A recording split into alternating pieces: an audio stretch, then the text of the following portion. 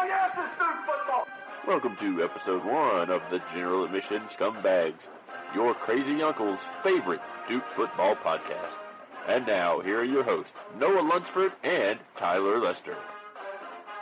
Welcome to the inaugural episode of the GA Scumbags, a Duke football podcast. First off, thank you to everyone for listening. If you aren't already doing so, give us a follow on X and Twitter. We're on Spotify, YouTube, and we are working on Apple Music. At the time of this recording, it's not up yet, but we're hoping to be there soon. While you're at it, leave a review or a comment or a question. We'll do our best to respond to any of them, and any feedback is good feedback. Noah and myself got together last season. We kind of met, started talking, became good friends, and during the Birmingham Bowl, we realized, there are some good Duke football podcasts out there. Give a shout out to, Section 17, Bull City Coordinators, Big J, Little J Show. They got the ball rolling.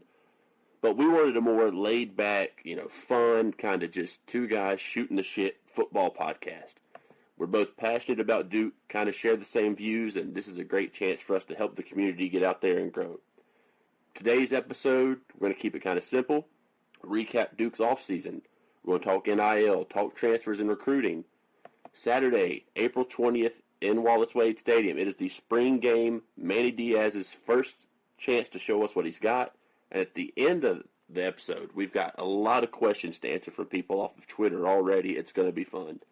But before we get into any of that, we thought it'd be really cool to share our stories and answer the big question to you guys, why Duke and why in the hell Duke football?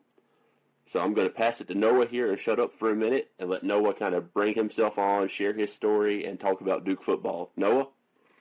What's up, guys? Noah Lunsford here. Many of you know me off of X, and if you haven't, I'm sure you will over the course of this podcast of the season.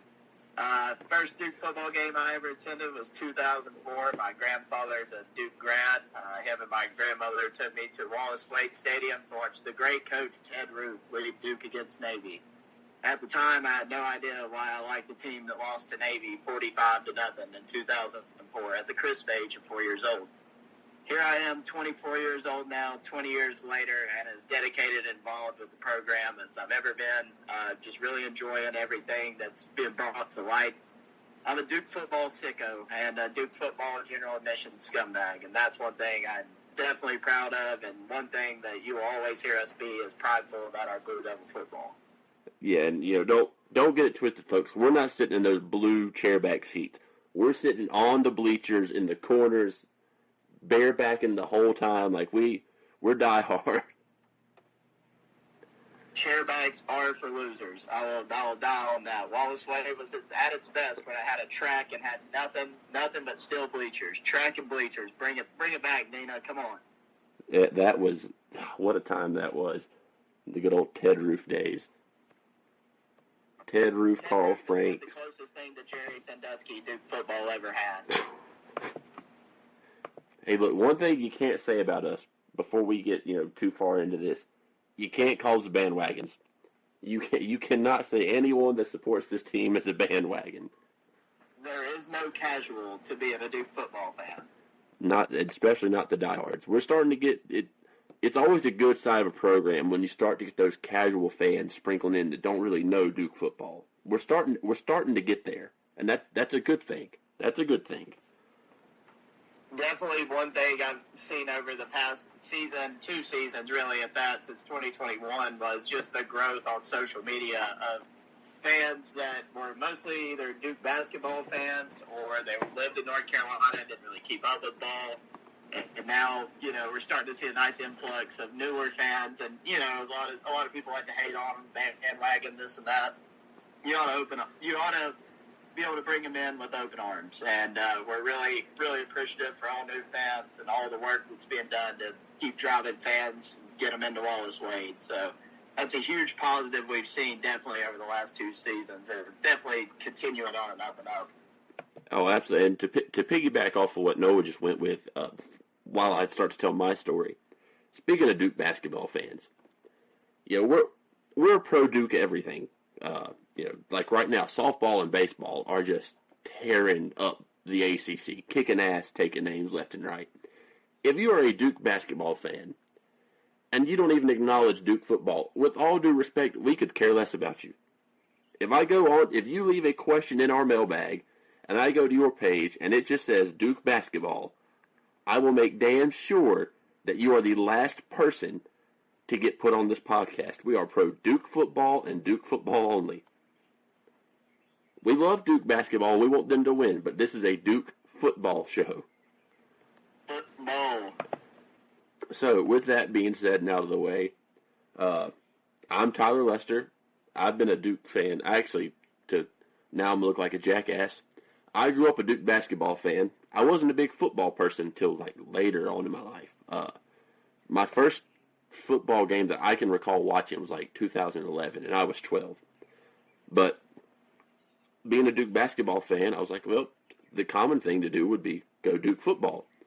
And the first football game I ever went to, I kept up with Duke football before this, but my first game was in 2014. Duke UNC. We had coming off the Coastal Championship, ACC Championship game appearance, home Friday night game at Wallace Wade, first time on primetime ESPN in like 30 years. Duke gets their shit kicked in. It's 35-7 at halftime. It's 32 degrees. I had no good reason to be a Duke football fan after that. It was the first time I'd ever been in Wallace Wade, and stupid me thought, wow, every Duke football game must be like this. It's not. Far from it. I've started going to countless Duke football games. After that year, I went to 2 or 3 a year, and then about 3 years ago, really since post-COVID, I haven't missed a home game. And it's like, to piggyback off of Noah again, it's been really cool to see the growth that the fan base has had, to watch football kind of get not treated with the same respect as basketball, but inside of Duke, the people at Duke realized, like, football matters, and there's no reason that Duke football can't be good at football and basketball. That's what they will definitely be diving into, is just how much of today's college football landscape, how much the NIL and money talks and bullshit walks, and football is the bank. Football is the national bank. Basketball and all the other sports are great. They're profitable, but regardless if your team's 0-12 or 12-0, your football team's bringing in the most money. So that's definitely what they will definitely like to be focusing on throughout this podcast. Yeah, and guys, I know some of you don't like NIL, and some of you don't like the portal and like that. It's here. We're going to talk about it. It's here. You've got to do it. If Duke doesn't take advantage of it and Duke doesn't learn to grow and move on with it, they're dead. They're going to get left behind, and before you know it, Duke's going to be playing football in the Big East. We don't want that. Be the next St. John's. We don't want that. We want Duke football to have a seat at the table. We want Duke to have a seat at the table to win championships every year. And you can't do that without NIL, and you can't do that without the portal. So, with that being said, there was our little introduction. We're going to dive into kind of the offseason now. All right, so offseason recap for your Duke Blue Devils. We're going to address the elephant in the room, and by elephant, I do mean elephant. He's a very large man. We have a new head coach in town because Mike Elko unceremoniously decided that he'd just board a jet over the night during the middle of the offseason, take A&M's oil money, and say, to hell with Duke football, and give us the biggest middle finger imaginable. It was a big loss. It threw a lot of people for a loop, but at the end of the day, I think Duke's going to get better for it. But yeah, Noah, I know you got a lot to say about this one. So my man Midnight Mike, old coach fat ass, old coach can't have a button-up shirt with all the buttons sewed on the right way. Just looked like a pig. I mean, this is my thing. It's like, it might be superficial of me to say this, but I like a person's in a position of power. I want them to look the part. I want their appearance to be great. And if there's one thing I would look at every time I'd see Mike Elko walking up down the sidelines, is there's no way he could get in the 3 technique anymore. No way he gets down. No way he puts his hand on the ground. And, not to get too ahead of ourselves here, but you look at Manny Diaz, I see Manny Diaz out there running a 4.4, so I'm not going to harp on Midnight Mike too much, because I've already done most of my bitching these past couple months, but forever and always, Mike Elko or any Elko person that ever hears this, I hope you never win a game. A&M's going to fire you in 2 years, and you're just the next Jimbo Fisher, but with 0 national championships. Congrats on taking a shithole job, buddy. It's like moving from Goldman Sachs down to Wells Fargo, dude. What a chump move. Yeah, boy, A&M's got some weird fans, and they all thought when the move happened that they would poke fun at us and all this stuff, and they talked about the hierarchy of college football and the tradition and all this stuff, and I don't know about you, Noah, but when I think of tradition, I think of winning and championships, and all you have to do is a quick Google search to realize that A&M and Duke have the same number of recognized national championships, 0.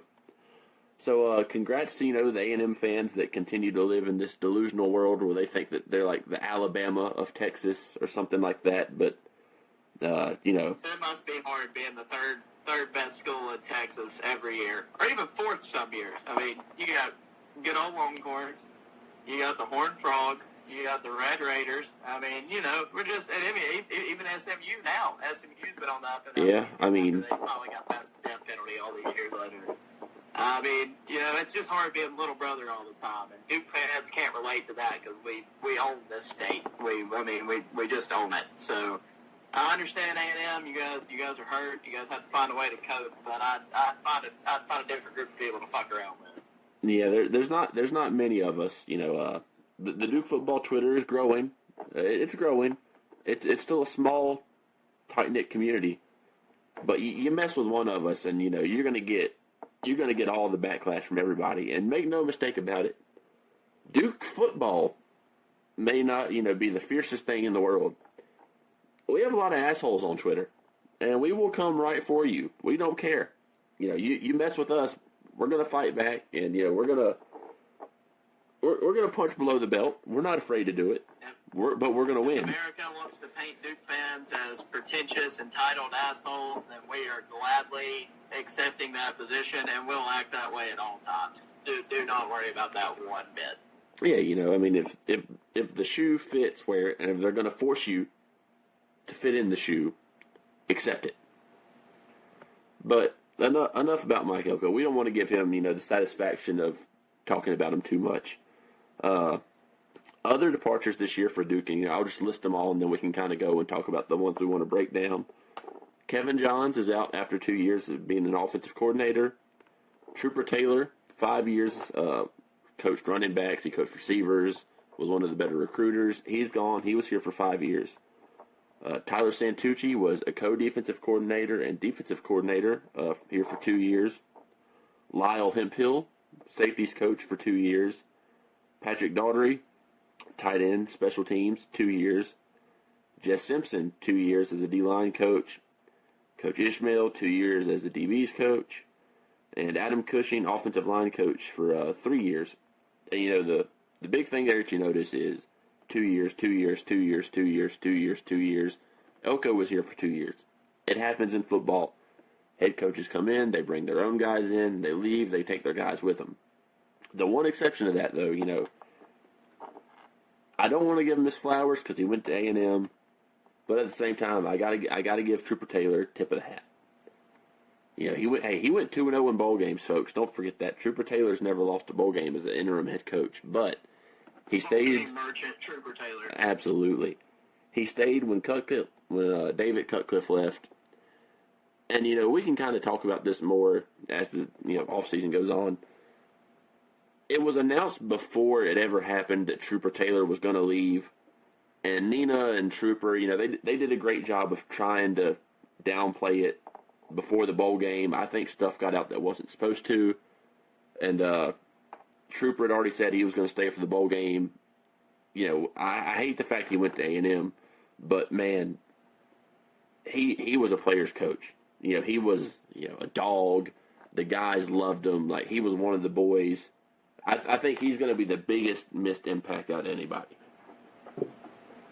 Yeah, when I look at all the guys that Elko brought in and the couple that were there previously that stuck around with him, the one that, I don't think it hurts us in the long run losing, but it's the one that, like, you know, it just kind of sucks because you always wanted him to be around. It's definitely Trooper. You know, I think a lot of the other coaches, you know, we appreciate the 2 years you gave Durham and everything, but in reality, in the landscape of football, as good as the last 2 seasons felt, you know, Duke still wasn't what we all want to see it be. And I personally don't think Elko or any of those staff members were the kind of coaches that could build Duke into a perennial powerhouse. And outside of Trooper, you know, give them all their flowers. We appreciate your hard work. But really looking forward to the new class of guys we got coming in. Definitely a different kind of mojo with them. Yeah, let's go ahead and break down some of that. So the obvious one, for those of you that live under a rock, Manny Diaz is the new head football coach here at Duke. Plenty of ACC experience, even North Carolina experience. Diaz was at NC State. He was the head coach at Miami. Most recently, head coach or defensive coordinator at Penn State. And if you look him up, folks, don't pay attention to his record. Okay, everyone's going to be like, oh, we couldn't win at Miami. Nobody can win at Miami. Miami is not what they used to be. They are never going to be the U again. They have unrealistic expectations. Folks, I'm telling you right now, if Manny Diaz could come to Duke and go 8-8, or go 8-4, 8-4, and 8-4, I'm in. I'd love for him to win more than 8 games a year, but if he can come in and win 8 games in a row or 8 games for 3 years in a row, shit, sign me up tomorrow. Like you said, we're fine with what Elko did. He didn't, set the woods on fire, anything like that. But Duke fans need to realize it's okay to not accept 6-6 every year in order to be a good football program. And I think Diaz is going to be the guy to come in and really change that perspective. Complacency is death in all aspects of life, and that also translates in the sports world. The longer you're complacent, the more you're just going to hurt your program, and they'll never build anything if there's no want to. And Duke fans have to have the want to go to this 12-team playoff, to win the ACC, to set a new standard. Because, I mean, when you look at national brands, when it comes to just college sports teams that are known even across the globe, Duke is one of those teams, but they're also one of the only teams in that group that's only known for basketball and not Alabama football, Texas football, Georgia, USC, Oklahoma. All these teams that have international pull and all these fans from across the world. It's like Duke has that, but ours was built for basketball. So really need to work on tapping in and, proving that if we're going to be an international brand and a national powerhouse, that, we got to come to play ball. Oh, absolutely. And, for anyone that thinks that, the defense is going to take a hit now that Elko left, folks, Manny Diaz had a top 5 defense every year he was the defensive coordinator at Penn State. And the last 2 years, he had top 3 defenses. We'll be just fine. Once he gets his guys in here, and we get some, I pray and beg, and if I ever get a chance to see Manny Diaz and speak to him in person, the first thing I'm going to tell him is, please, for the love of God, get us some big defensive backs. If we get that, folks, watch out. That's all I'm saying. If we finally get DBs that are taller than 5'5" and weigh more than 120 pounds, we could be really dangerous. Because God knows that is infuriating to watch every year. Every year. And looking at Diaz, a great head coach does 2 things really well. He's a great leader of men, and he hires other great leaders of men to be around him and to mold them into what he needs them to be, because he can't do it by himself. And first hire I want to dive into is Coach Brewer from SMU, offensive coordinator. He's been at SMU the last 2 seasons. I'm not going to sit here and bore you guys to death with all the numbers in the world, but just know that in the NCAA, there are 15 categories that are considered major offensive ranking categories. These are the 15 things, if you do well and you're ranked in these areas, you're gonna be a great football team. In the last 2 seasons, SMU averaged ranking of 11 out of 15 of the 15 major categories.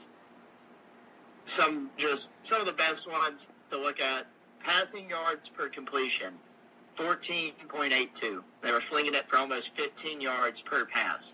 red zone offense, 92% score rate, and they also allowed the least amount of sacks and least amount of tackles for loss in the NCAA while he was there.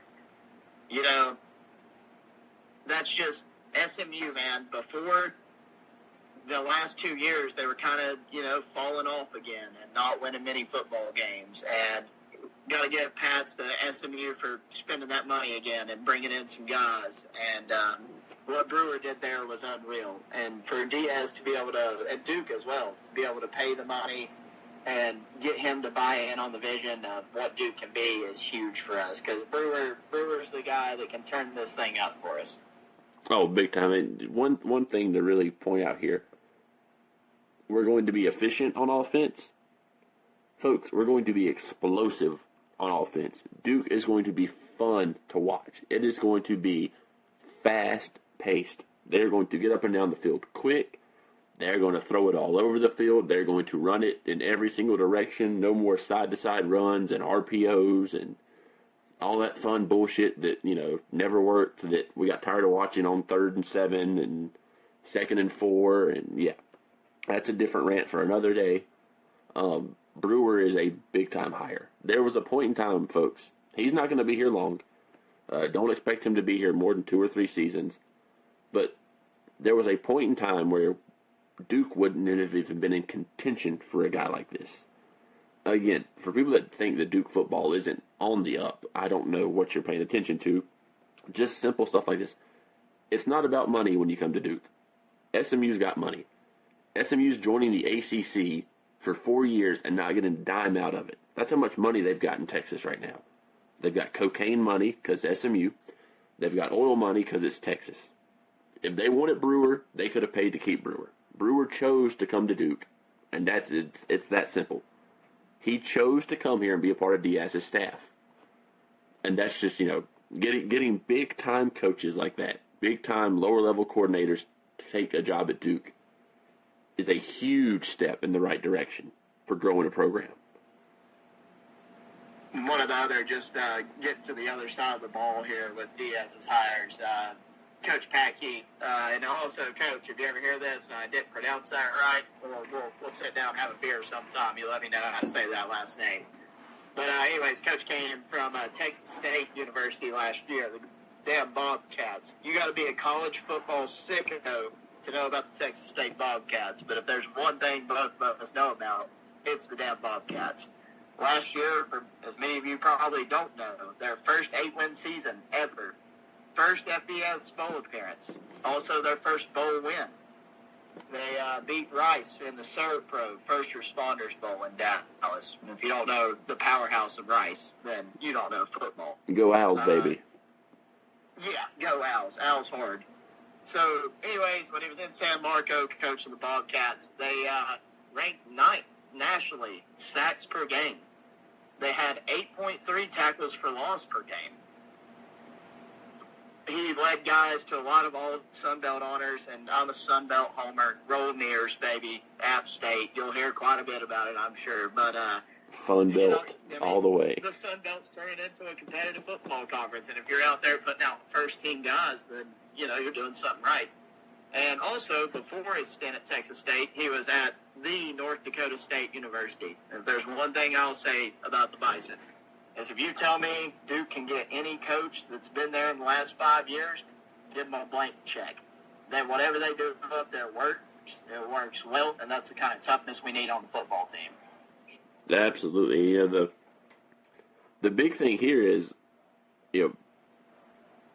every single coach we're going to talk about here, they all know Manny Diaz. They've all worked with Diaz before in some capacity, except for, I think, for the exception of 1 or 2 coaches, they all know Manny. They've worked with Manny. And so Packey's going to come in, and like you said, if anyone wants to reach out and correct us on that pronunciation, we apologize if we're getting it wrong in advance. Someone correct us. We're all for the engagement. But, bringing in someone that knows your system, knows how you want things done, how you like the same ideologies as you. When you're a new coach and trying to teach stuff, it makes your job so much easier. And I think the next big hire that we can both, and I dare say, outside the coordinators, this was the biggest hire. We talked about losing Trooper Taylor to coach running backs. Folks, we're bringing in a hell of a running backs coach. And his name is Willie Simmons. Willie Simmons was just the head coach at Florida A&M before he got here. And Willie Simmons was 45-13 at Florida A&M and chose to coach running backs at Duke University. And before A&M, he was at Prairie View A&M and went 21-11. So his total head coaching record in Division I football is 66-24. And he decided he'd come coach Duke football. I can't And this state. guy's been consistently ranked by his peers in every coaching category you could imagine. You're recruiting, all those kinds of things. Willie's the guy. I mean, if you're a Duke fan and you want if you want a guy to just root for that's a good guy, kind of the underdog story from the HBCU background, he's finally gotten to the Power 5.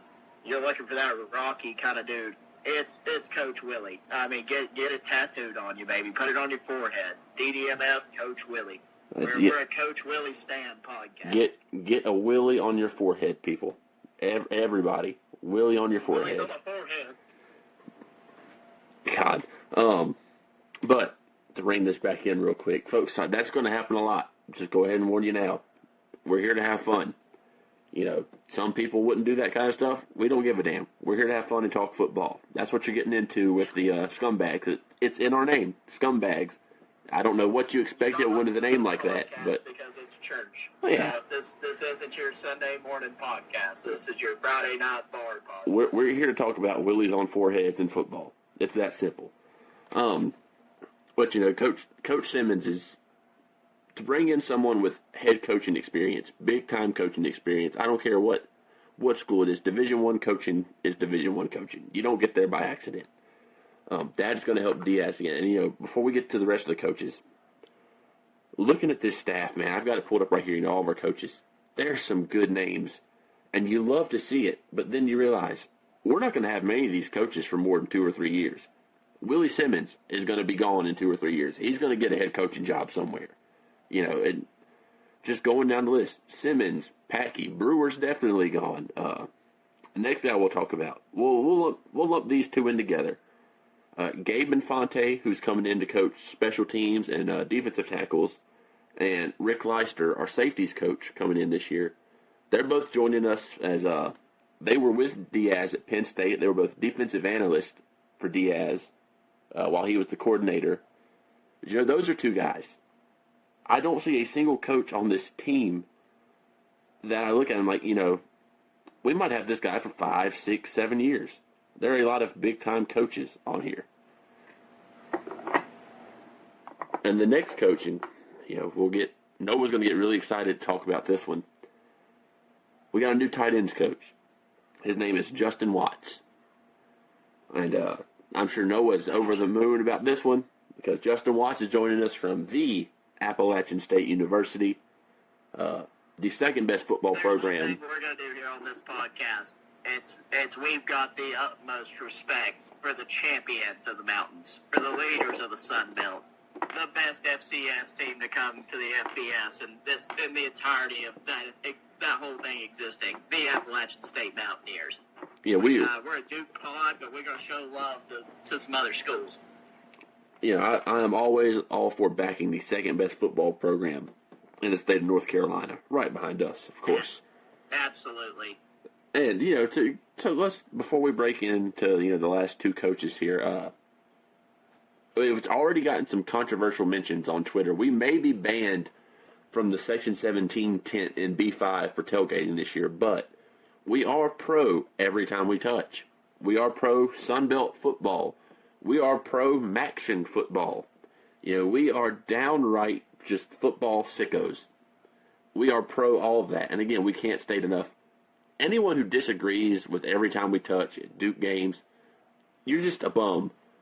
Like, it's fun. Give your tickets up. Go give them to somebody walking down Lafayette Street or something in Raleigh. Go give them to somebody that'll enjoy it, Like, what's not to love about a bunch of people just jumping up and down, dancing at a football game? to early 2000s EDM music. Like, that's our generation's hit. You know, you're a Charlotte man. We go Prohibition. They throw on some Every Time We Touch. Next thing you know, you're just having the time of your life. And it's the same aura at a Duke football game. It feels the exact same. It gives it a party vibe. You know, everybody's got their song. And if that's going to be Duke's, we're going to love it. And we're going to run with it. Damn right. You know, I hate that we stole it from basketball. And, you know, every time we touch in Cameron is one thing. But I had the privilege of being at the Clemson and Notre Dame games last year. And Duke being in a down 4 points to Notre Dame and a tied football game after a Jordan Waters touchdown, to hear Every Time We Touch play before kickoff, and you look around, there's 40,000 people doing the clap and then, you know, jumping up and down. Like, how can you not be romantic about football, man? Like, how can you see that and go, that's terrible? For sure. All right, but anyways, you know, we had to discuss that real quick. We know that's a hot topic. The last two coaching changes before we get into the three ones that stayed, I'm kind of excited about this hire. Vangelo Bentley is our new DB's coach, and he joins us from the New England Patriots. You heard that right. The New England Patriots. Duke football stole a coach from the Patriots. And while the Patriots offense might be one of the hottest dumpster fires I've ever seen, Bill Belichick knows defense and Bill Belichick knows coaches besides Fat Patricia. Man, our secondary is going to be electric now that we've got Bentley. Like, oh, I can't wait. And this last hire, this is going to be a very important hire for Manny.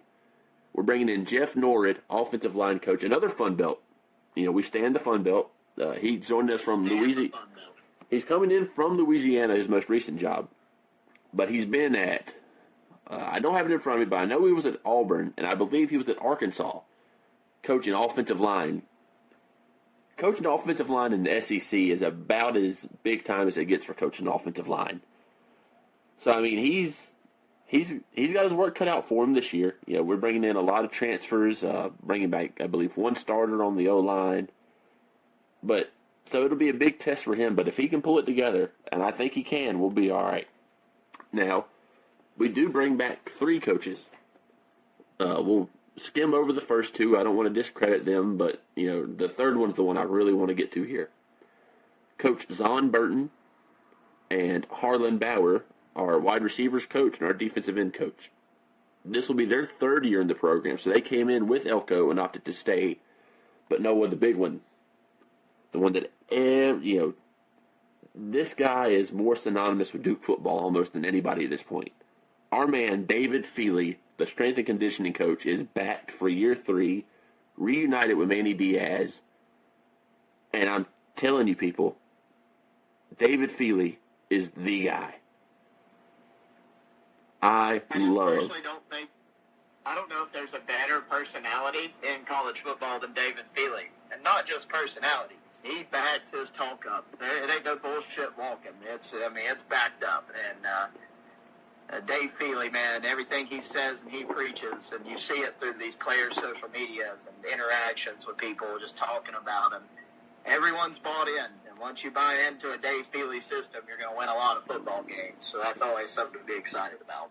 You know, and real quick, like you said, big shout out to the Duke football social media. They do a great job. Follow them whenever you can. Duke football has phenomenal social media people. Man, the clips of Feely during the spring, if that doesn't get you fired up, watching him like get into the guys and like how he is with the players, man, I'm telling you, I'm so optimistic for this year. Speaking of that, we're getting ready to get into the spring game here in a minute. All right, so before we break down the upcoming spring game on the 20th, we're going to hit a few little, talk about recruits. It was actually Elko brought in a pretty good recruiting class, but Manny really hit it home with the transfers. So on 24/7, Duke's overall rank, we've got the 56th best recruiting class in the FBS. Freshmen coming in, we're sitting at 62nd. transfer rank is sitting all the way up at 40. No real, 4 or 5 star guys coming in this year, but Duke's brought in a lot of guys that, 2 or 3 years from now are going to really probably develop and be studs. But the 2 or 3 big recruits that we want to hit on right now as incoming freshmen, we're definitely going to talk about Chase Tyler. We're going to talk about Jaden Moore, and we're going to hammer home a guy that I'm pretty high on in Kobe Smith. So the first one we'll talk about is a 3-star wide receiver out of Hiram, Georgia, Chase Tyler. I may be wrong on this. Me and Noah may both be wrong. He may not produce as a freshman. I think that he's not going to redshirt. I think he's going to get touches as a freshman. I think he is going to be a stud wide receiver for Duke. And I think prediction number 1 for me on the year, Chase Tyler has 3 touchdowns on the season. I'm going to say it. Yeah, I have no argument in that. I'm going to go ahead and throw that out there. The other one we're talking about. Now, this name's going to sound familiar to some of you. Jaden Moore out of Townsend, Maryland. Jaden Moore is the brother of already, phenomenal standout Duke wide receiver, old Joe Mo himself. I'm really excited to see if Jaden gets to play. I don't know how much he'll fit in. On film, he looks phenomenal. But I'm ecstatic that Duke's wide receiver room this year, and we're going to talk about this here in a second with the spring game, our wide receiver room is stacked with talent this year. You got to know ball to understand how well our receiving room was put together. If you're just a casual, just look at stats, you're going to be like, it's a lot of mid. When you look at absolute just talent and how they complement each other, Duke has done as well of a job as they ever had putting together the most athletic receiver room and talented receiver room we've had since, we can go back to the Crowder and Vernon days, we got to go back pretty far, but it's been a long time since we were that good on the outsides. Crowder, Vernon, McCaffrey, Devers, man, what a units offense. And the thing we'll hit on here, because I know you're like me in this sense. We both get pissed off that Duke doesn't have big DBs. That's starting to change. The one thing I was about to say, my defensive recruit to watch out for this year, Tyron Condell from Fontana, California. Any of our NASCAR fans out there? How about Fontana? We're never getting to race there again. But we're also NASCAR sickos. Just gonna throw that in there. But anyways, Tyron Condell. And also, if I pronounce that wrong, you guys do your thing. 6'2", 170 pounds, true freshman. Weight might be a little bit light. That's what nutritional staff's for. You're looking at a guy by his true sophomore year, and probably even right now, is almost upwards of 185, 190 pounds. He's 6'2", fast as lightning. He was an all-state player in California. Picked us over multiple other Power 5 schools. Just a dog. We're dog guys as well. If you hate that word, you're probably going to hate the pod. But seeing a guy like that at 6'2", 170, true freshman, 18 years old, you just got to love to see that. Yeah, I'm really happy about that. And, the last guy that we'll touch on here before we get into the transfers, because we'll spend more time on the transfers just because this year, the transfers are going to make more of an immediate impact than most of the freshmen we have this year. It's a really solid freshman class. We'll spend more time at some point in time breaking it down, but we really want to hit home on kind of guys to look at in the spring game. And the last one I'm going to bring up, and I'm not sure that he's going to be a big producer this year because I think the defensive line is kind of already set, but Kobe Smith out of Chattanooga, Tennessee, Red Bank High School, I think he is going to be in a year or two what we just lost on the defensive line with Peebles and stuff like that. He's going to come on strong when he gets there. He gets the benefit if he gets to sit behind a few guys this year. Vincent, our boy, is going to have a monster year coming up, folks. We'll get to that in a second. But I think Kobe Smith's another name to watch. And now we're going to hit the transfers. And let me tell you, again, I've already said it, Manny Diaz hit home run after home run after home run in the transfer portal. We brought in 11 guys, And we'll go ahead and address the obvious one. Number one in our hearts, our king. We stand Malik Murphy. And my boy Barry, you know who you are. We're going to go ahead and throw that out there. Barry, you know who you are. Scumbag. Barry, if you're smart enough to listen to a podcast. You are a scumbag, but not one of us. This is not a slight on Grayson Loftus in the slightest. Grayson Loftus stepped in and did a fantastic job last year. You know, he damn near beat Carolina. It got screwed twice to lose to Carolina. You know, he won us a bowl game. He stepped in when Riley got hurt and then Beelan got hurt. Loftus could be a damn good quarterback. This is not a knock on Grayson Loftus. Malik Murphy is a once-in-a-generation quarterback for Duke. This is Cam Newton, folks. 6'5", 238, is going to be the fastest player on the field, can throw the ball 60 yards downfield with, the utmost precision. I'm so excited about this. Malik, and it's not an overstatement to say this. And, this will change over time as we keep getting better and better players, and we'll keep setting a new standard. But if you've seen any Malik Murphy highlights, or if you haven't, we're both here to tell you this is the best athlete, best football player, best quarterback, and probably just all-around best talent that'll ever step foot on the field so far in Duke football history. Malik Murphy is the guy. I'm a slight Texas Longhorn, fan during the regular season. I like to watch their games and stuff. If you guys don't know, Quinn Ewers, who's projected to go number one in next year's draft, was the starting quarterback for Texas this season. They made the playoffs, had a great year. Malik Murphy was his backup, number two. He was a redshirt freshman. Behind Malik Murphy was Arch Manning, the number one quarterback, the next golden boy Manning. And, as good as he was, Sarkisian knew that Malik Murphy was his number two. Quinn Ewers went down and got injured. Malik Murphy played 2 games. He played in 4 games this year, started in 2. The 2 games he started in, midway through the year, your team's injured. You can lose focus. Everything seems easy at that point. Whenever you're winning games, it seems easy. Malik Murphy played a top 25 Kansas State team. It wasn't DKR, so, a home game. They beat the shit out of K-State. It wasn't a game. Malik Murphy threw, he did have a pick, but it was just a show of touchdowns. Some of the deep balls he was throwing was crazy. The following week, Quinn's still out. They travel to good old Brigham Young University, the Stormin' Mormons. And regardless if BYU's 0-12 or 11-1, playing a game at the Mormon Stadium is unreal. It's a hard task for anybody.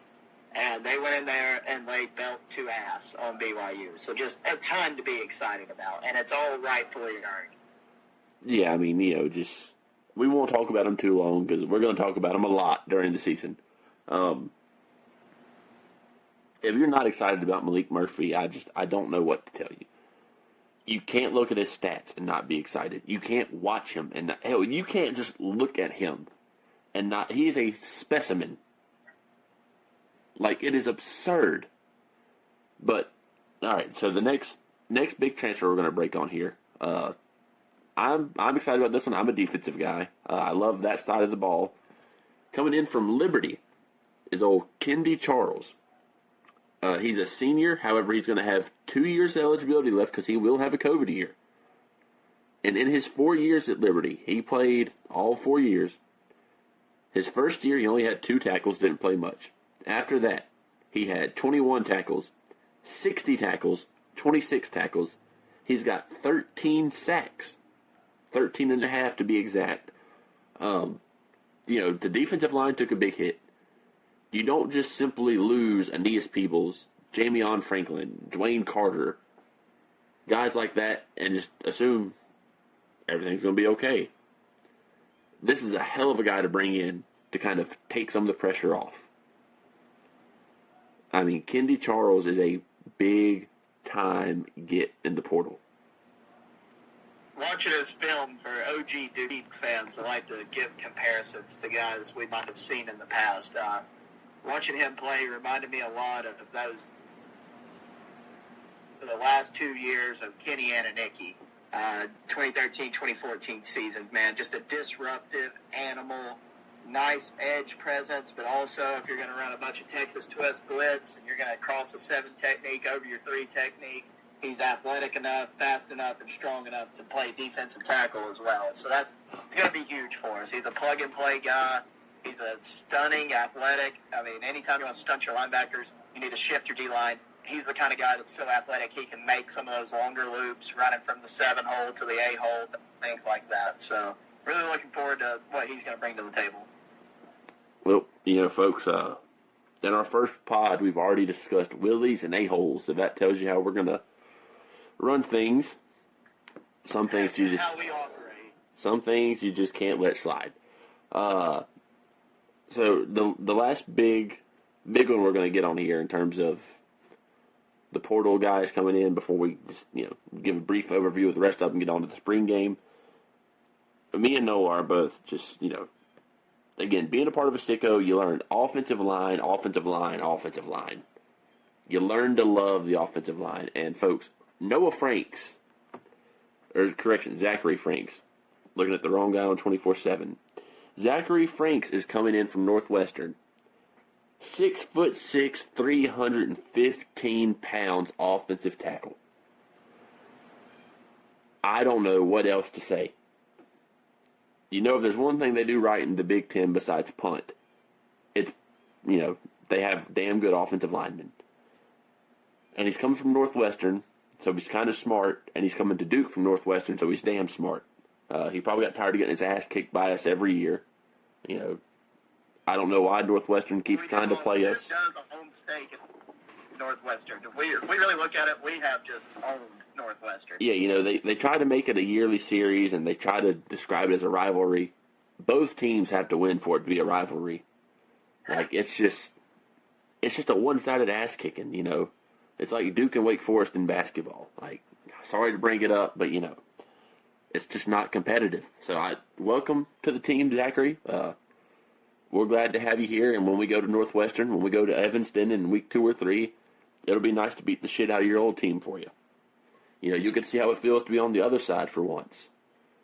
In the last, so real quick, we did bring in a lot of offensive linemen in the portal, which, was imperative because we lost some dogs on the offensive line. We lost our boy Graham Barton. We lost our boy Jacob Monk. We lost our boy Mo McIntyre. But no loss is going to be impacted more than the loss of Stanley Monk in the pregame tailgates. That might be the biggest loss of the season. We just really got to Stan the man, a close friend of the pod here. Done some drinking together, man. If you're hearing this, Stan, just come on out to B5 with us, at least for the ACC games. We just, we need to sit down, sit in them lawn chairs, and have a good time again. You're always welcome. Captain Carter, Dwayne's dad, you're also welcome. Just come back anytime y'all fellas want. We need y'all to be GA scumbags with the rest of us now. You guys don't have to sit in chairbacks and act all professional anymore. Y'all can come sit on those hill bleachers and act a fool with us. So just know that invite's extended, fellas. Your tailgate buddies will still be there. Amen. So now we've got coming in from Holy Cross is Sean, offensive lineman. Mike Barr, an offensive lineman from Loyola. We've got Micah Sakanian, and if we get any of these wrong, parents, players that listen, correct us, please. We'd love to get your names right. He's coming in from Cornell. Go Big Red. We're bringing in offensive tackle Jake Purcell out of Penn. We're bringing in Will Seiler, a defensive lineman out of Penn. We're bringing in Javon Harvey, stud wide receiver from Old Dominion. He's the closest thing to Jamison Crowder we're going to have since Jamison Crowder. Ozzie Nicholas. Another Sunbelt guy. Go Funbelt, baby. Ozzie Nicholas, linebacker from Princeton. And James, if we get this wrong, we're sorry. Offensive tackle out of Stanford, James Pagoric. Again, hey, James, correct us. We'd love to get your name right. we're scumbags, not geniuses. That's how this works. But, so, now that we've kind of covered that, we're going to get into the big stuff, the stuff everybody wants to know. It's spring game time.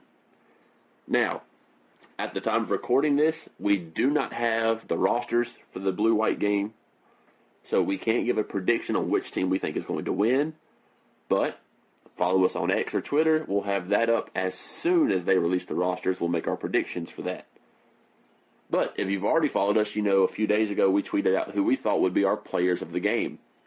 Well, we're going to pick a defensive player, an offensive player, and we're each going to pick like a breakout player or a guy that we think to watch out for. We won't spend much time on the first two because we're in agreement. We both agree offensive player of the game is Malik Murphy. No questions asked. Next. Defensive player of the game. If you pay attention to offseason talk and you watch draft boards and stuff like that, Trey Freeman could be a first-round draft pick next year for the Duke Blue Devils at linebacker. A lot of people have Trey Freeman sitting late first round, early second round right now. You don't get to be a first-round pick and not be bad at football. So we both agree that Freeman could be defensive player of the game. Now, breakout player, we actually differ here. I'm going to take the offensive side of the ball, but I'm going to let Noah talk about a guy that, you're going to be real familiar with by the time the year ends. And you'll notice we have a thing for big DBs. So, Noah, take away your breakout guy to watch. I was looking through the roster and just thinking of guys that are probably going to have an immediate impact here this year. And I've been heavy on him since his recruitment. But if you don't know the name Musa Kane is a quarterback. He's a young cat, redshirt freshman. We're looking at a stud, a Ross Cockrell type corner. NFL upside, absolutely. I don't think there's any question about his upside. It's just he's going to be a pleasure to watch. He didn't really get the chance last year. Our secondary was a little bit older, and they were a solid secondary. I mean, weak in certain areas, but still great. He's going to be something else. I see a lot of good coming from him, and really hope that it translates this year on the field. Being 6'1", 190 pounds from Harlem, New York, he's got a little bit of a chip on his shoulder. Grew up in the boroughs. I mean, he's going to bring a little bit of that attitude and mentality that we need on the defense. And Musa Kane, if you listen to this, just know, man, we're all in. This pod stands Musa Kane as well. And throw it back to Tyler and give you guys a little offensive upside this year. Yeah, we're very big Musa Kane people. I am expecting big things. But my breakout player of the year, and we didn't have the pod last year, but last year I wrote this guy down, and I just didn't realize how deep our running back room was. Well, this year it's a lot thinner. And he didn't redshirt. He didn't get much playing time. He did get a touchdown, folks. Peyton Jones, coming out of Texas in year 2. Damn, he's going to be good.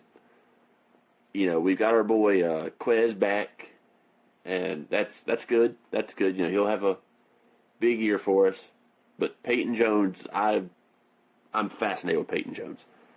He's that perfect combo of he can run you over, he can run right by you. He can make you fall down. He can catch the ball out of the backfield. He's just a do-it-all. I don't make this comparison to say this is who he is. He's McCaffrey-like in the sense of you could line him up outside. You can put him in the backfield. He's going to be the starting running back for whichever team Quez doesn't start for. And whichever team that is, I'm assuming that they'll do something along the lines of I'd like to see Murphy and Jones together. And then, presuming Loftus is QB2, Loftus will play with Quez, and I'd love to watch that. I feel bad for our defenses in the spring game because our offense is just going to be that good this year.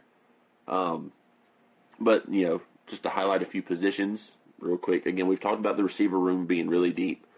We've talked about offensive line, the offensive line is very old and experienced and big. They just haven't played together.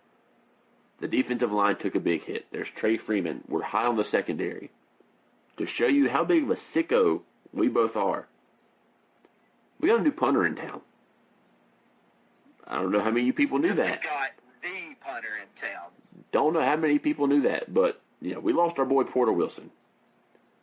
Mustache man. I'm upset about it. I'll always be upset about it. After the Clemson game last year when I was on the field, where Noah famously lost his shoe, we'll get into that a little bit later. That's one, yep.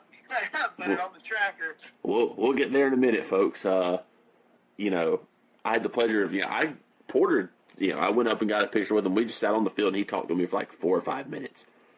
First off, how do you not love the man's mustache? That some bitch could kick football 70 yards, with ease.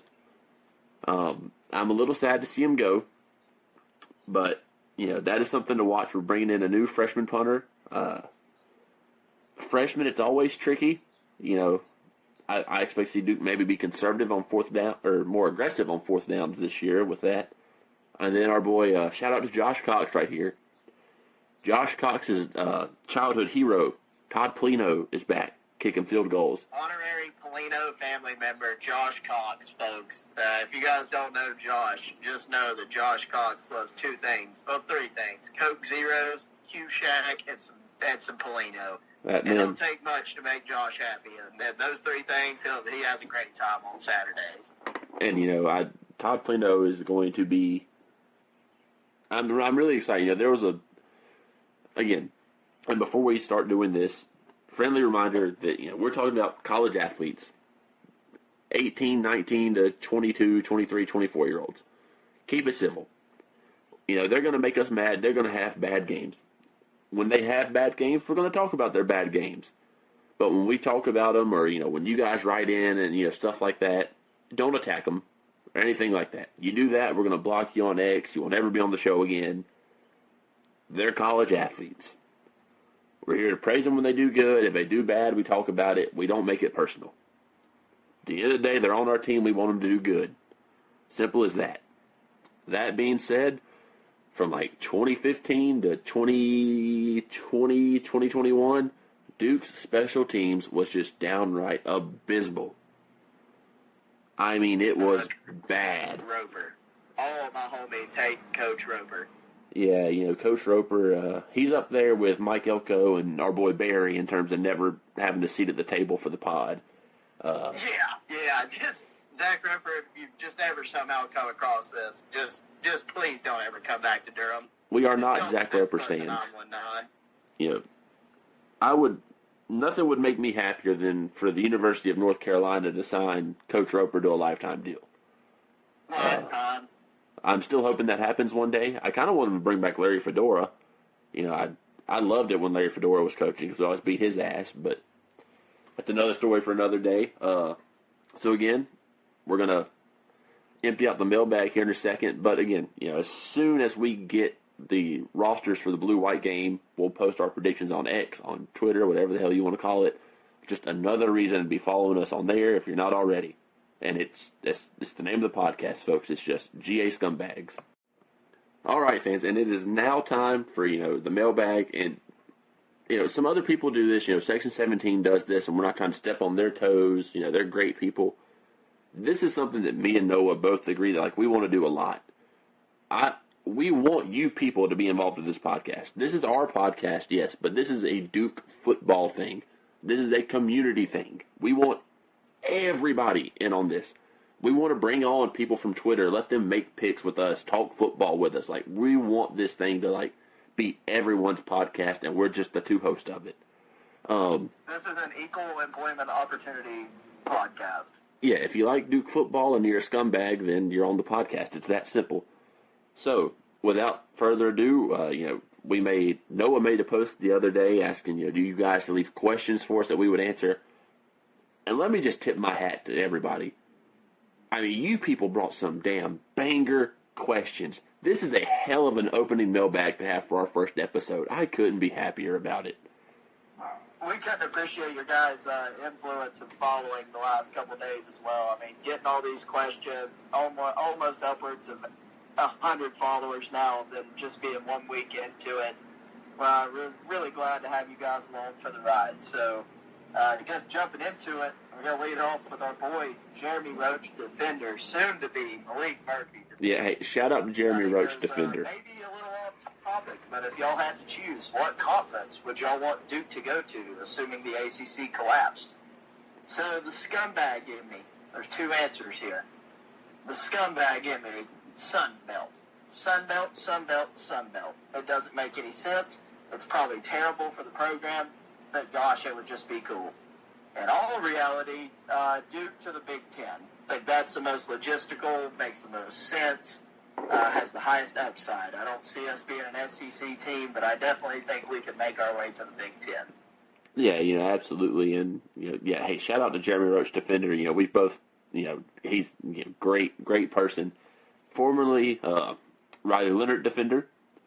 And then he switched to Jeremy Roach for basketball, and hopefully he's going to listen to this and realize it's time to update that account now that basketball season's over and it's time to switch gears here. Like Noah said, first off, Duke to the Sun Belt is just a funny idea to picture. Just Duke playing Coastal Carolina, App State, that's so damn funny to picture.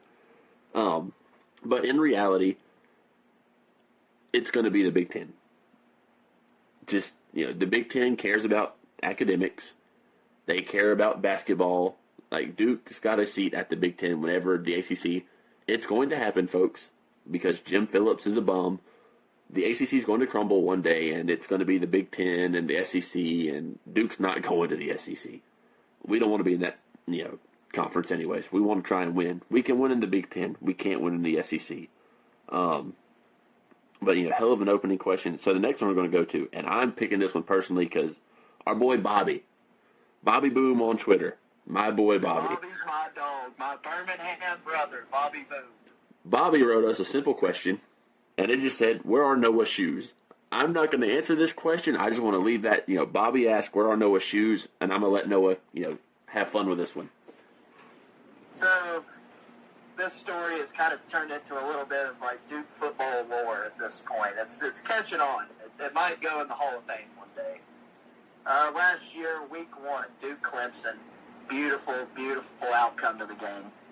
Before the game, I started tailgating around 9 o'clock in the morning. I'd like to thank everybody at B5, Section 17, and Hard Hat guys for making sure I didn't die. They got me in the stadium. Then after that, we were all sitting together. I'd like to thank Chris McCurdy. It was about halftime, and my hands were buried in my face because I couldn't stand to open them. He went and grabbed me 2 Diet Cokes. I'm a Diet Coke man. Came back, new friendship, new brother was born. Drank 2 Diet Cokes, rallied together. Everybody starts jumping on the field, so of course I'm like, wow, I have yet to miss a Duke field storm. I was there for Miami, I was there for North Carolina, and I was also there for Clemson. Great thing, that's really cool. But I was wearing Hey Dudes. Hey Dudes, if you ever hear this, sponsor us. We'll take a pair of those new Duke Hey Dudes. As many of you probably know, they're kind of like slippers. I fell down at probably, I think, about the 40-yard line, got into a pile of people. I got up, and there were no shoes on my feet. That night, I walked all the way from the field up through the concourse barefoot with one of my close friends I grew up with. Walked all the way back to the trail line, which is asphalt and gravel, barefoot. Went to the club, barefoot. And then went to Raleigh, to where my grandmother lives, barefoot. Legend has it, those shoes are in somebody's locker. I'm thinking my boy Dwayne Carter still got them. Maybe Graham picked them up, I don't know. But they're long gone, Bobby. Answer, to just keep it short and simple there. They're long gone. So I actually have a story about that night. Funnily enough, I was on the field. As I'm walking off the field, there's a guy standing there waving shoes in the air, asking, did anyone lose shoes? I'd have to find the Twitter post. I tweeted that night saying, I just saw a guy waving shoes on Wallace Wade after beating Clemson. I didn't know Noah at the time. I didn't know who he was. I didn't know he had the guy that lost his shoes. It just so happens that Noah's the son of a bitch that lost his shoes at a Duke football game. But hey, we beat Clemson. That's all that matters. Go to hell, Dabo Swinney. I hope that hey, think about it. Imagine Dabo having to walk to the locker room without shoes on. The bitching we'd heard about that one. He already bitched so much about having to walk 120 yards to get from point A to point B. God forbid. Thank God Nike kept the shoes on him that night. Right. So this is Next actually... question. This one coming from our boy Danny Dorco at Bat Fan Account. Somebody that just kind of, we started following each other last year, and the Duke's just funny. He gets Duke football. He's got that scumbag mentality. He asked us, what general admission section is the best and why? There's one answer. I'm not dick around here. It's section 17. If you haven't sat with us at a game, if you haven't partied with us at a tailgate, if you haven't just absorbed all that Wallace Wade has to do in Section 17, then you're missing out. I just can't. Everybody says 21, their 20s, great, all that. But the closer you get to the chairbacks, the closer you get to the old guard. I want to be with fellow scummies. So 17 is the move. Yeah, I'm right there with you. It's just it's a whole different, feeling when you're in that group. Just, you got Scott yelling at the referees. Hell, Brian takes his shirt off sometimes. You don't know what's going to happen. And I will say, before we diss the chairbacks too much, shout out to the hard hat guys. They sit in the chairback seats. They're the lone exception. Any chance I can get to mention the legends of Duke football and the hard hat guys, I will. They're the lone exception to the chairback seats. They've earned it, though. They earned the right to sit in those seats. Yeah, they're tenured. They're in the retirement fund at Duke, so they've earned their chairbacks. So I actually like this question. This is kind of cool. Ryan Parsons. Ryan, thank you for joining Duke football, by the way. At Ryan Parr, a lot of numbers. What player are you guys most looking forward to seeing at the spring game Saturday? New fan here, not too sure about the roster. He said, looking forward to learning from the pod. Ryan, I don't know how much you'll learn from us. If anything, we might make you dumber. But we appreciate it. I have no knowledge. Yeah. Hey, we appreciate you listening, Ryan. Hopefully you listen to this. Thank you for your question. And welcome to Duke football. It's a weird place. So I'll go. We kind of covered it already, so I'll give a different player than I'm most looking forward to seeing. You know what? I think I may still know his answer here, and if I do, we'll just both say the same guy. Eli Panko's back. Son of a bitch. And I think a lot of people are going to forget that Eli Panko's back. They're going to forget he didn't play last year. He got hurt in the spring and missed the whole season. I hope he's okay. Well, I'm glad he's okay now, but Eli Panko's a dog. Like, he is a personality that a football team needs. He's going to be a veteran leader. Like, he is the playmaker this year. He is option 1A and 1A only. Eli Panko is going to be a fun guy to watch. I'm going to be so happy to see him back in a Duke uniform, back on the field, catching passes from our king, Malik Murphy.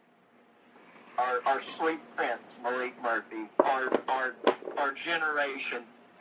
The guy our grandkids will know about. So yeah. Next question, I felt like this was a pretty good one. Moves out. We're going to move away from Duke football here for just a minute. And don't crucify us, fellow Duke fans. Stick with us. We're not here just to talk about Duke football. We like talking about other ball. As we said in our intro, we're nothing but just raw ball knowers. And if you don't know what that means, it means you don't know ball. The anglerfish, Chase Marlowe, commented. Alabama post-Saban, prediction on how 12 teams shake out the college football playoff. If anybody tells you they think Alabama's going to have a fall off or that they're going to suck, they don't know ball. Those are the same people that thought Duke basketball would never cease to exist after Coach K. Once you build a legacy and you build a dynasty and you build it in that region and you have 10 decades and decades of players and coaches that played for you, you're going to be just fine. And, Kalen DeBoer, shout out Washington, shout out UW. Great season last year. DeBoer's a great guy. DeBoer belongs in Tuscaloosa. There's only two coaches I think I would have hired over DeBoer, and that's Lane Kiffin and Steve Sarkisian. So getting one of those three guys was huge for them. So I see Bama still being Bama. We're going to see them in the playoff. They're going to be there. Yeah, I mean, here's the thing with Bama. I think Bama fans are going to need to tweak their expectations a little bit. they might go from winning a national championship every other year to winning one every 4 years. Like, oh, that's the end of the world. Third world problems. Yeah, I mean, Bama's Bama. Like, it's not like Saban retired and they went and hired Carl Franks. Like, they got Kalen DeBoer, who just played for the national championship. Like, come on, people. Bama's going to be fine. As far as the 12-team playoff goes, I'm damn excited about it. I don't really have a prediction for it other than Duke's going to be in it because we're going to go undefeated and win the ACC. That's just the nature of the beast. But, the more teams that get to play for it and the more times I get to watch big-time football games, like I want more of Penn State versus Alabama, Wisconsin versus Notre Dame, LSU versus Penn State. I want those kinds of football games. And a 12-team playoff gets that to you. It makes people schedule, they schedule better because you can lose games. If I schedule Texas and I lose to Texas, there's no, I'm not hurt because there's 12-team playoff now. If I schedule, South Dakota State, go Jackrabbits.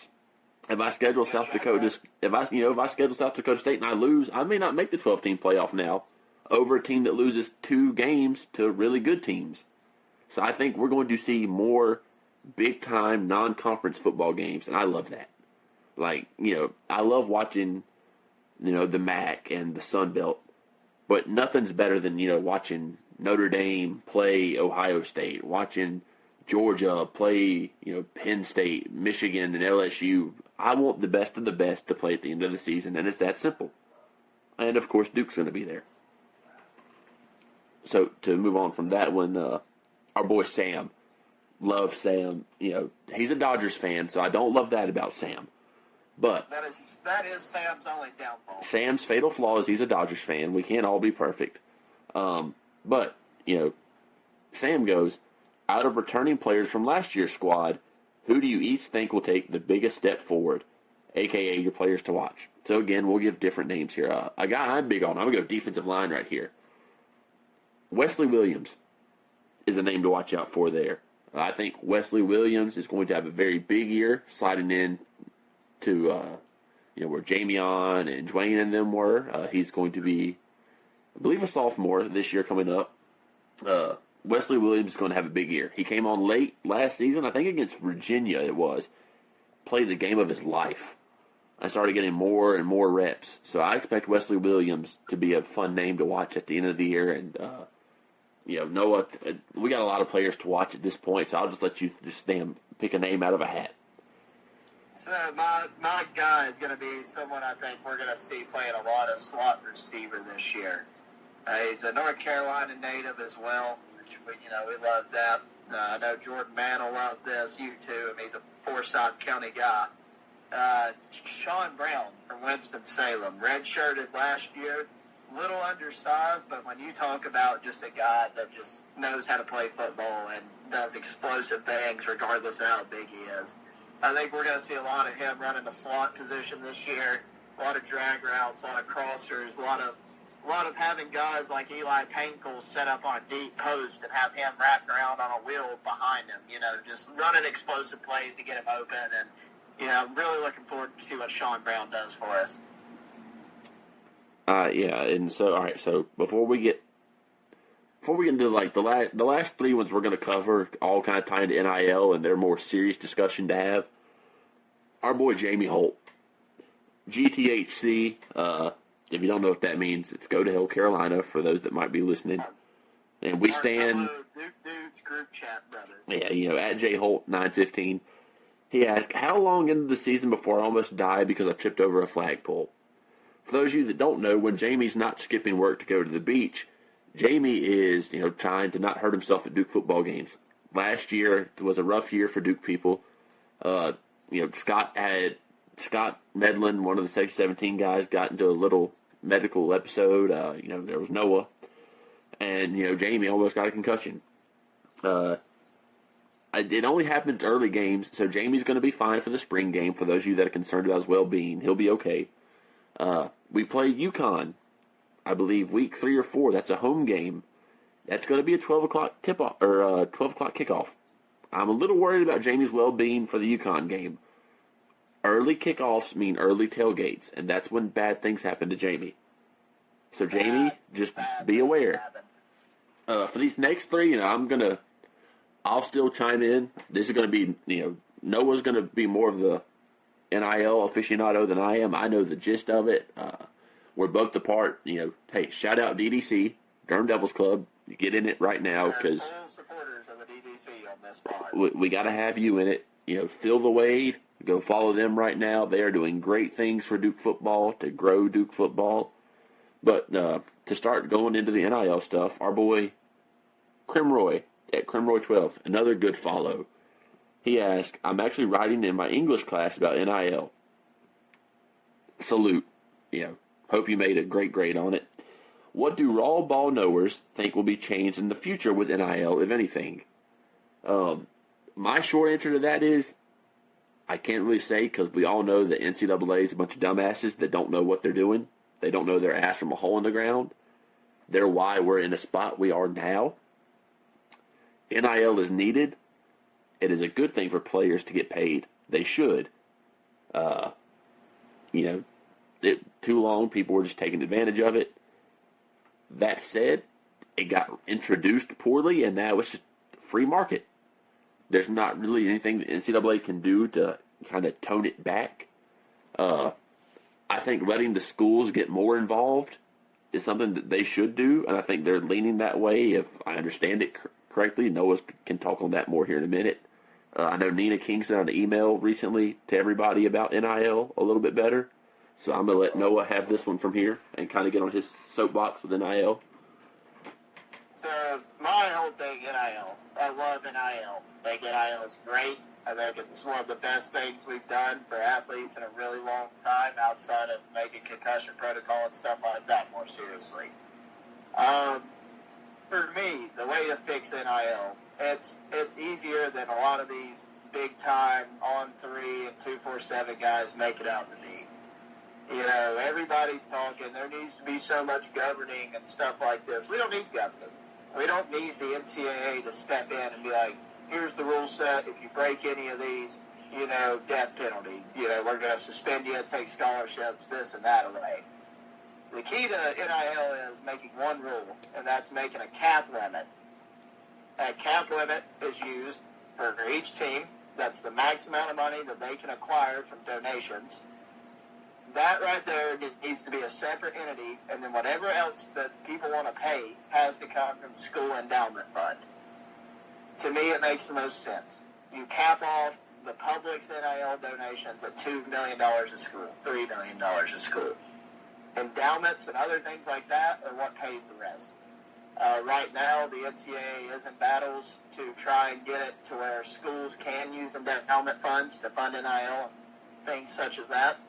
Now, do I know if schools will actually do that? Or will there be outrage from alumni associations that, there's a lot of people that go to school that don't care about the sports. Like, they're there for the education. And that they'll have to have their say in that as well because the endowment fund is part of their money. To me, that's the way I would fix it. It's a shit fest right now, but I love it. It's working out pretty well for Duke. If you think it's not working out well for Duke, I encourage you to go check out every other school's number of players that have left. Players that, had no reason to leave a top-tier school, leaving for no reason. And Duke's not really having to deal with that. Peebles to Virginia Tech, whatever. Who we lose to A&M, lost somebody to A&M, right? Brandon Johnson. Yeah, Brandon Johnson, I like old BJ to death, but he's 5 foot nothing. And me and you are big corner guys, so it's not hating, it's just the fact that he ain't the prototype player I want. And there's nothing wrong with that. It's okay to disagree and not like ways the staff's built a roster. Duke basketball fans, you should learn that too. But we won't dive into that. And just off the NIL thing, it's a rabbit hole to get into, and there's definitely going to be multiple pods in the off season where we do some deep NIL digging. This one's not it. We're kind of trying to tie the 3 NIL questions into one. And don't think we're negating anybody's questions or nothing like that. It's just, man, it's a long rabbit hole to get down. And the more we think and the more we talk about it, the better ideas and more info we'll have for you guys. So NIL, we support it fully. You need to donate to the DDC. I don't care who you are. I don't care if you work as a janitor. I don't care if you work for Goldman Sachs. $5 a month, people. $5. Quit buying a pack of Marlboros in. Lay off a beer. Don't go buy that extra blunt. You know what I mean? Let's save that $5 and go donate it. If you can donate more, awesome, go do it. But there's really no excuse for you to not donate $5 a month to your favorite football team. If you have a problem with that, then we respectfully you just need to go pull for somebody else. Go be an Old Dominion fan. Go pull for ECU, and these schools are still going to be asking you for the same thing. It's all about the money. Yeah, and I mean, you said it. It's just, we don't mean to make fun of people that don't have money. When we say it's just $5, but here's the thing. It is just $5. 1 month, or every month, it's just $5. You get to be a part of something. When you throw your $5 into the DDC, you can say, I am contributing to the future of Duke football, because that money is going to transfers to come in. It's going to retaining guys. Think about it. Guys like Musa Kane, guys like Peyton Jones, when they take off, schools are going to come for them and try to lure them away with NIL money. We've got to be able to fund our NIL program to be able to say, hey, we can retain these guys. So that way every year we don't have to pull in 37 new transfers. It falls on the fans just as much as it falls on the school. We got to pull our weight. So again, if you can subscribe to the DDC, the Durham Devils Club, they've got really cool membership benefits, starting at $5, and I think the highest one's upwards of $100, I believe. I don't have all the information up, but I know the lowest one is $5. There's a $25 one.